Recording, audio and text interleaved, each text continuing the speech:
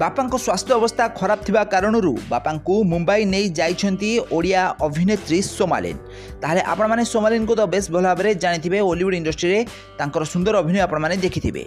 ताहले गत दिन मानकरे सोमालिन को बाहागर होइतिला। निश्चित को विवाह करथिले सोमालिन, हेले दुर्भाग्यवशतः तांको बाहागर एबे भांगी जाइछि। बाहागर भांगिबा परे एबे से बापांको सहित कटक रे रहुतिबार नजर आछिछंती। तो एहारी मध्य सोशल मीडिया रे सोमालिन निज बापांको सहित मुंबई जाइतिबा घटना सुनियाक मिलिछि। गत दिन मानकरे सोमालिन को बापांको कैंसर होइतिला आ एही कारणरू से मुंबई रे ट्रीटमेंट होइथिले आ एहा परे तांको देह भी मध्य भल होई जाइतिला। किंतु एबे पुणी थरे एही रोगटी आरंभ होइछि। तो एही कारणरू बापांको नै पुणी थरे मुंबई जाइछंती सोमालिन आ सेठारे ट्रीटमेंट होउथिबार नजर आछंती सोमालिन को बापा। तो आपण माने जानिथिबे गत किछि दिन पूर्वे सोमालिन को बाहागर निश्चित को सहित होइथिला, किंतु दुर्भाग्यवशतः यही बाहागरटी एवं भांगी जाइथिबा कथा सोशल मीडिया रे प्रचार होछि। सोमालिन और निश्चित दुहे परस्पर फोटो गुड़िक सोशल मीडिया डिलीट कर दैछंती।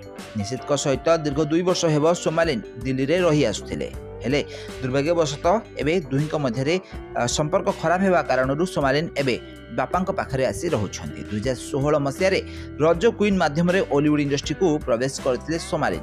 आउ तांको भौणी जैकलिन को भी आपण माने बेस भल भाव जानिथिबे। जैकलिन एबे अरविंद को विवाह करछंती आउ बाहागर पर से एबे कोलकाता रे रहउथिबार नजर आछंती। ताले सोमालिन और जैकलिन हॉलीवुड इंडस्ट्री रे दुई भौणी बहुत सारा एल्बम, बहुत सारा सीरियल और सिनेमा रे मध्य अभिनय करथिबार नजर आछंती। ताले एबे स्वामीଙ୍କ ठारू अलग हला परे पुणी थरे हॉलीवुड इंडस्ट्री को फेरी आछंती सोमालिन।